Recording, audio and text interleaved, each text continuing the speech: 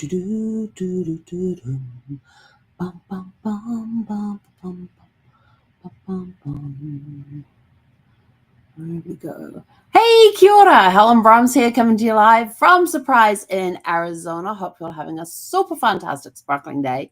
Welcome to Before the Dirt Nap podcast number 2121.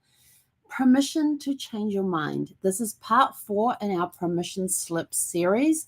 We hope you're enjoying the series, and I'm just making sure that,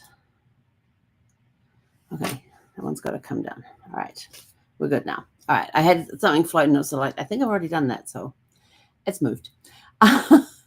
So we are doing this week permission slips, and this is part of the series, Permission to Change Your Mind. And somewhere along the way, we were told that changing your mind was flaky, that consistency mattered more than growth, that once you choose something, an identity, a path, or a relationship, you stick with it. But here's the truth. Growth requires revision. Wisdom evolves, and you are allowed to change your mind.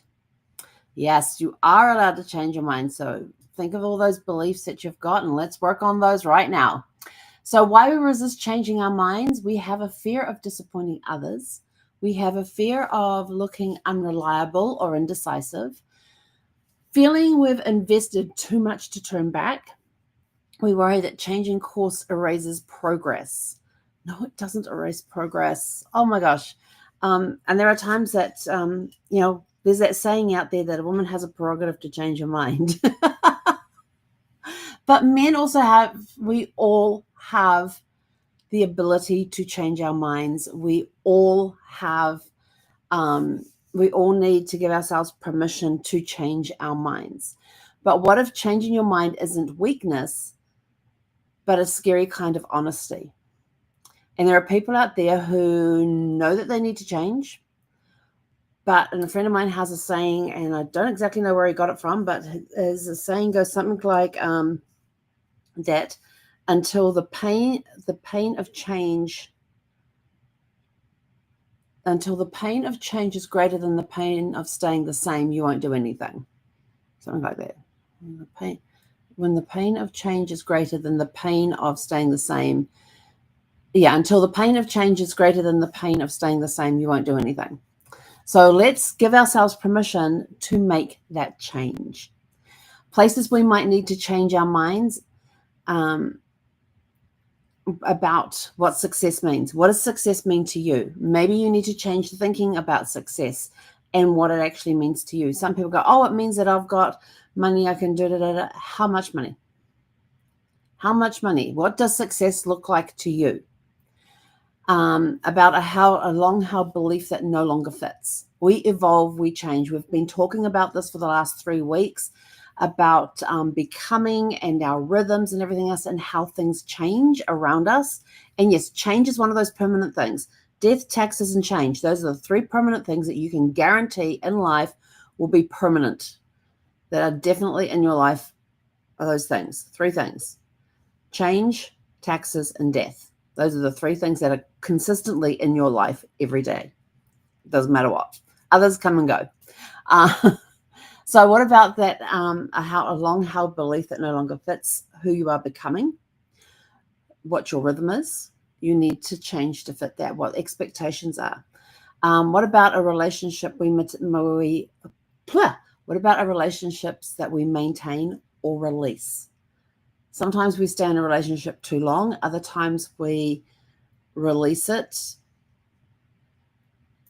Hang on, where was I going with that thought? One moment. We're just getting the brain back in gear again.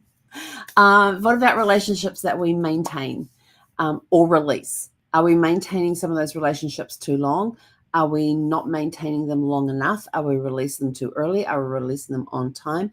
There are relationships that will be very quick in your life, and there are relationships that will sustain and change with you. How about how we see ourselves and what we're capable of? How about how you see yourself? I know that there's times that we see ourselves as one version, but everybody else doesn't see that. We're the only ones that see ourselves in a certain way, but everybody else sees us as something completely different. And they're a little puzzled as to why you always see yourself that, and why do you think that you're not capable of something when in actual fact you are capable of things. There are times that we put limiting beliefs on ourselves, yet everybody else can see that we are capable, and we are capable of doing great things, but it's our own limiting beliefs that we need to change. And about a yes that quietly wants to become a no. There are times that we say yes to things when we should have said no. There are times we said yes to things, but situations change, and all of a sudden it's no longer a yes. It needs to be a no. But because of that change, you don't want to do that. So these are the things where we need to change our minds. What happens when we give ourselves permission? What happens when we give ourselves permission? Oh my gosh, magic in one word. It's magic. It's super fantastic and sparkling. It is incredible with what you feel inside, with your when you're looking at who you are becoming, when you're looking at the rhythms that you have and stepping into your rhythmic self of who you are becoming. You reclaim yourself. We model integrity and self-trust. We become more compassionate with others' pivots.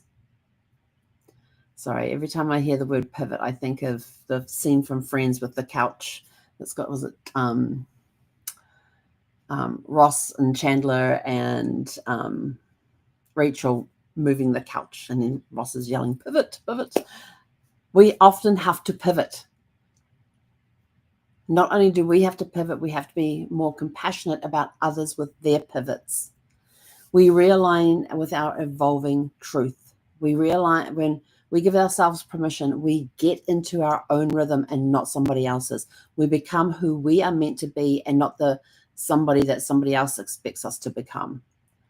It is such a magical place to be, and it really is super fantastic and sparkling. When you get in that groove of your rhythm and becoming who you are meant to be and not somebody else's expectations of you, it's a magical place. So give yourself permission, because it's magic when it happens.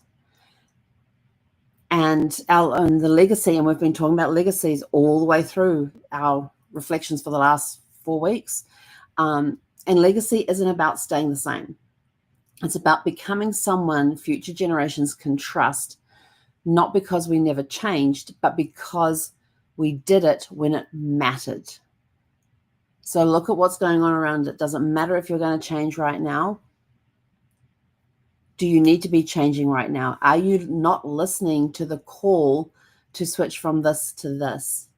Or are you still holding on to the expectations, of what others want you to become, instead of standing in yourself and becoming who you are meant to be? Give yourself permission to make those changes. Give yourself permission to change your thoughts. Give yourself permission to become who you need to become and not what somebody else expects. Give yourself permission.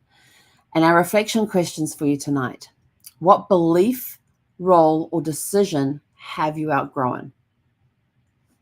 What belief, role, or decision have you outgrown? And you will outgrow some of these, without a doubt. I would tell you this: since Brad passed 7.5 years ago, I have had to discover who I am as a person. Before that, I was a part of a couple. I was part of a whole. When you become man and wife, you become one. Or when you get married, you become one. Now, all of a sudden, it was just me, the half. And I needed to become my whole self within myself instead of being part of a couple. That change has taken a long time. It is still evolving today. So these questions are very much hitting me because of all the changes I have had to make, who I've become, finding my rhythm, and giving myself permission to do those changes. So what belief, role, or decision have I outgrown? What have I stayed loyal to simply because I didn't want to disappoint someone? What version of myself am I finally ready to release? So if you want those questions, they are in the description below, but here they are one more time. What belief, role, or decision have you outgrown? What have you stayed loyal to simply because you didn't want to disappoint someone? I will tell you this, you're going to disappoint someone somewhere along the way. Whether or not you make the right decision for yourself, you are going to disappoint somebody. People have different beliefs. People have different concepts. People have different ideas on who you should be. And you're going to end up disappointing somebody because you're not following their path for you over here, or you're not following this person's path for you over here. You're carving out your path over here. So you're going to end up disappointing all of those that want you to go on their paths. Okay. What version of myself are you finally ready to release? Oh, it's going to be so magical. Oh, it's going to be amazing. And in closing, changing your mind doesn't mean you were wrong.